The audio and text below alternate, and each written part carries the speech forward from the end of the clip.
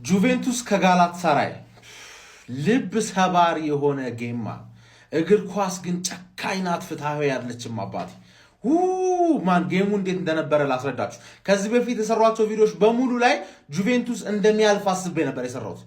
ቀይ ወጥቶባቸው ፈርስት ሃፍ ቀጥቅጠው በፔናልቲ ብቻ አንድ አስመለሱ። በቂ ላይሆን ይችላል ምናምን ብለ ሰከንድ ሃፍ ደግሞ ጭራሽ ቀይ ወጣባቸው። በቀይ ወጥቶባቸው ሌላ 2 ጎል አግብተው 3-0 አድርገውት 5 እኩል ሆነ አግሪጌት ላይ ማለት። ከዛ ኤክስትራ ታይም ላይ በ10 ተጫዋች መፋለማቸው ኤግዞስትድ አደረጋቸው ማለት 0-0 ሆኑ። ምንም አልቻሉም። በቃ ደከማቸው ነው የምልህ። ከዛ ኦሲሜን ጨካኝ የሆነ ሰውዬ አንድ ከዛ ባለቀ ሰዓት ሲሯሯጡ ደግሞ ሁለተኛ ደገሙላቸውና 3-2 ኤክስትራ ታይም ላይ በቀኑ ደግሞ በአግሪጌት ደግሞ 7-5 አድርገው ጋላታሳራይ ያለፈች ማለት።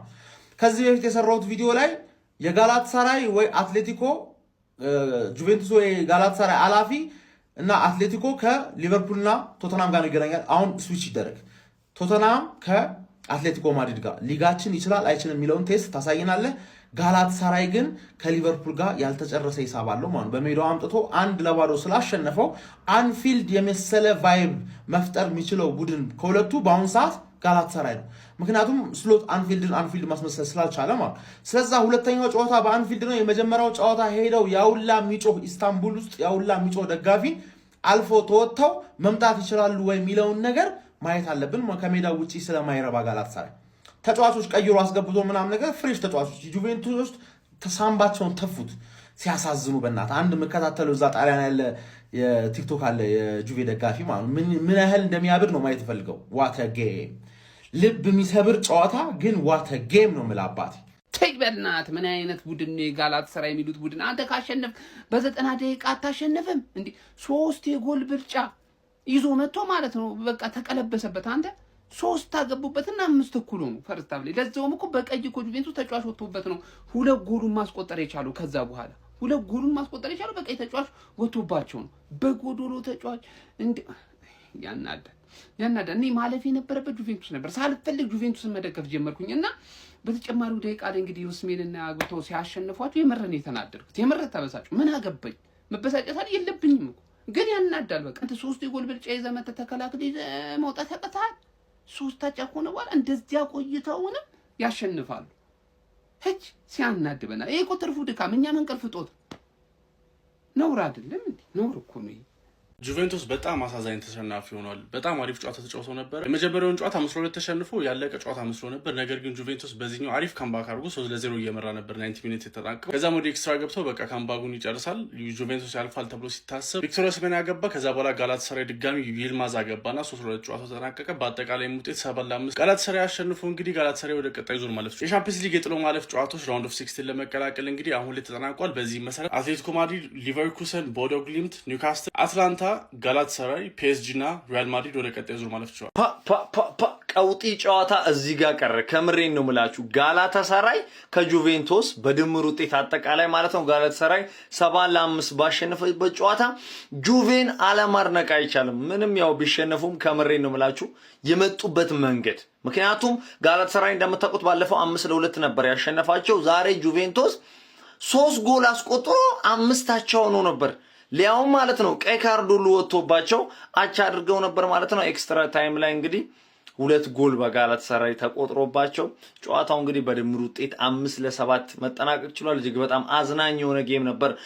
የሆነው በቃ የእግር ኳስ አስቀያሚው ፓርቲ ይሄ ነው ጋይስ። አንድ ያዳምጡት የቀድሞ ቪዲዮ። ጁቬ የማይቻለውን አድርጓል። የማይቻለውን ማለት ነው። ግን የእግር ኳስ ብልግና አሁን በጭማሪው ደቂቃ ተቆጥሮበት እንዳይወድቅ ነው ፈራው። በቃ ማለፍ ይገባቸዋል። ላይክ በቃ ጁቬዎች እንግዲህ በጣም ከባዱን ነገር አርገውት ነበረ። ግን በኤክስትራ ታይም ደግሞ 2 ጎል ተቆጥሮባቸዋል ማለት ነው። ኦሲሜን ነው ቅድሚያ ቅስማቸውን የሰበረው ማለት ነው። ያውላ ድካም መና ቀረ። ኢማጂን ባለፈም እንዲሁ በቀይ ወጥቶባቸው ነበር። 3-2 ነበሩ። በቀይ ወጣው 2 ጎል ጨምሮ 5-2 ሆነ። ያው ጋላታሳራይንም አለማድነቅ አይቻልም። ግን ጁቬ ሁለቱም ጨዋታ ላይ በቀይ ወጡበት። እኔ ጁቬ አይመቸኝም ጋይስ። ከሴሪ የምወደው ኤስ ሚላን ነው። ከዛ ባለፈ ጁቬ ሁሌ ዋንጫውን ይበላ ስለነበር እኔ ጁቬ የማይመቸኝ ቡድን ነው። በቃ እንደ ሰው ስለሆነ ማስበው ማለት ነው። ሁሌ ዋንጫ በየዓመቱ ዋንጫ ይበላ ስለነበር አልወደውም። እና ግን ዛሬ ከባዱን ለማመን ከባዱን ነገር በጎዶሎ ተጫዋች ማድረግ ችለው ነበረ። ብቻ ያው እንግዲህ 30 ደቂቃውን ሰግጠው ቢከላከሉ ሜቢ በመለያ ምት እንግዲህ ቻንሳቸውን ይሞክሩ ነበረ ግን በቃ ያውላ ድካም ያውላ ልፋት መና ቀረ ማለት ነው። ለጎል አስቆጥሯል ጋላታሳራዮች። እነሱንም አለማድነቅ አይቻልም ስለሚገባቸው አልፈዋል ማለት ነው። እግር ኳስ ዛሬ ቱሪን ጣሊያን ላይ አብዳ ነው ያመሸችው። ምን አይነት የቻምፒየንስ ሊግ ላይነት ነው ያየነው? ምን አይነት የቻምፒየንስ ሊግ ፕሌይኦፍ ነው ያየነው? ጣሊያኖቹ ጁቬንቱሶች ታገሉት። አሮጊቶቹ አልሸነፍ ባይነት በደማቸው ያለው የጣሊያናዊነት ታገሉት። ነገር ግን የኦቶማን ቱርክ ልጆችን አላሸነፉ። ጋላታሳራዮችም ለመመለስ ያደረጉት ጥረት ኦሲመን ገዘገዛቸው። ሪያዊው ኦሲመን እንግዲህ ወደ ጣሊያን ወደ ግዛቱ ተመልሶ የቱርኩን ክለብ ጋላታሳራይን ይዞ አልፏል። ዋው ምን አይነት ተጫዋች ነው! የሚገርም አጨራረስ፣ ፕሬሸር ምንም ያልተሰማው ጠጋን ያረጋት። ነገር ግን የሚገርም ጨዋታ ነው ያየነው። ምን አይነት ፕሌይኦፍ ነው ዛሬ የተመለከትነው? የሪያል ማድሪድን ጨዋታ ነው ያዩት። ነገር ግን 30 ደቂቃ ጭማሪ ሙሉ ነው አይቼዋለሁ። ዋት አ ቢዩቲፉል ጌም! ለዚህ እኮ ነው ቻምፒየንስ ሊግ የዓለማችን ምርጡ ቶርናመንት ነው የምንለው። በቃ የሚገርም ታጋይነት። አሁን እንግዲህ ጋላታሳራይ ወይ ሊቨርፑልን ወይ ቶትንሃምን ነው የሚገጥመው። 16 ቲሞቹ እንግዲህ ታውቀዋል። እንግዲህ ጣሊያን አንድ ተሳታፊ አግኝታለች፣ አንድ ተወካይ አላት በአትላንታ ምክንያት። እነሱም ታሪክ ሰርቶ ነው ያለፉት። ዋው ዋት አ ቢዩቲፉል ጌም! ምን አይነት ጨዋታ ነው! ምን አይነትስ እድለቢስነት ነው ጁቬንቱስ ዛሬ ያጋጠመው!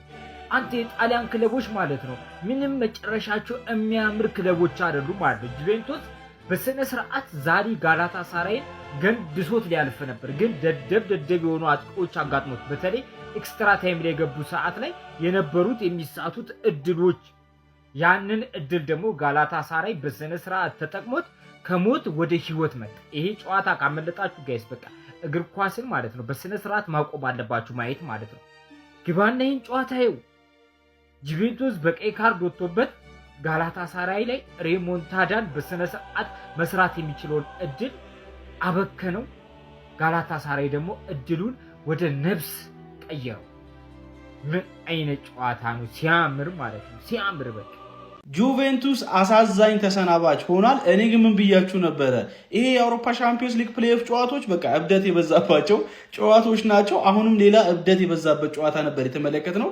እንግዲህ በመጀመሪያው ዙር ጨዋታ ላይ ቱርክ ላይ የጋላታሳራይ 5-2 ጁቬንቱስን አሸንፎት እንደመጣ የሚታወስ ነው። የ3 ጎል አድቫንቴጅ ይዞ ማለት ነው። ታዲያ ጣሊያን ላይም አሁን በተጠናቀቀው ጨዋታ በ3-2 በሆነ ጁቬንቱስ አሸናፊነት ነበር የተጠናቀቀው። ግን ጨዋታው ላይ እንዴት እንደተፈጠረ ነገራቶች ላስረዳችሁ። በድምር ውጤት ጋላታሳራይ ይህንን ጨዋታ 7-5 በሆነ ውጤት አሸንፎ ወደ ቀጣዩ ዙር ማለፉን ማራገጥ ቢችልም ጁቬንቱስን በመጣል ማለት ነው። ነገር ግን በዚህ ጨዋታ ላይ 37ኛው ደቂቃ ላይ በፔናልቲ ሎካቴሊ ጎል አስቆጥሮ ጁቬ 1-0 ቀዳሚ ሆነ። ከዛ በኋላ ግን ኬሊ 48ኛው ደቂቃ ላይ በቀይ ካርድ ከሜዳ ተሰናበተ። ከዛ በኋላ በጎዶሎት ጨዋች ነበር ጁቬንቱሶች ለረጅም ደቂቃዎች ሲጫወቱ የነበረው ማለት ነው። ከዛ በኋላ ግን እንደዛም ሆኖ ጋቲ 70ኛው ደቂቃ ላይ ጎል አስቆጠረ። 2-0 መምራት ጀመሩ። በድምር ውጤት 5-4 ሆኑ ማለት ነው። ከዛ በኋላ ማክኒ ማንያ 2ኛው ደቂቃ ላይ ተጨማሪ ጎል አስቆጥሮ ጁቬ 3-0 መምራት ችሎ በድምር ውጤት 5-5 ሆኑ ማለት ነው። በጎዶሎ ተጫዋች እየተጫወተ ለዞም ጁቬንቱስ ማለት ነው። ታዲያ ጨዋታው ወደ ኤክስትራ ታይም አምርቶ ነበረ። ነገር ግን በኤክስትራ ታይሙ እንግዲህ ጋላታሳራዮች በኦሲሜን አማካይነት 106ኛው ደቂቃ ላይ ጎል አስቆጠሩ። በድጋሚ በይልማዝ አማካይነት 119ኛው ደቂቃ ላይ ጎል አስቆጥሮ ይህን ጨዋታ 3-2 ተጠናቆ በድምር ውጤት ጋላታሳራይ 7-5 በሆነ ውጤት በማሸነፍ በአውሮፓ ሻምፒዮንስ ሊግ ወደ 16 ዙር ማለፋቸውን ማራገጥ ችለዋል ማለት ነው። ይሄ አመት ያድርሰን የሆነ ጨዋታ። ኧረ በስመ አብ! በዚህ አመት ራሱ ሊደገም ይችላል ማለት በቃ ግዴታ ገብተዋላ። ግዴታ የሆነ ጨዋታ እነዚህ ተጫዋቾች ማለት ተጫውተው ሲለያዩ ሁላ በቃ የዛሬ አመት እንገናኝ ይመችና ተብለው የሚለያዩት ተጫዋቾቹ ራሱ ድጋሚ እንደሚገናኙ ያውቁታል። በቃ ዛሬ ራሱ ከጨዋታ በኋላ ከቤኔፊካ ጨዋታ ይሄ ሰውዬ በነገሰበት ቪኒሲየስ ጁኒየር አፋቸውን ባሰሰበት ጨዋታ ማለት ነው ቲቦ ኮርታ ከጨዋታው በኋላ ተጠይቆ ነበር ማለት ነው። ስለ ድልድሉ ምን ታስባለህ ተብሎ ሲጠይቅ ግልጽ እኮ እኔ ከሲቲ ጋር እንደምንገናኝ ግልጽ ነው ገብቷላ፣ ሁሉም ሰው የሚያውቀው ነገር ነው ሲል ተናግሯል ማለት ነው። እኛ ራሱ እንፈልገው ይህን ጨዋታ ማየት እንፈልጋለን። በቃ በአመት አንዴ ግድ ነው ገብቷል።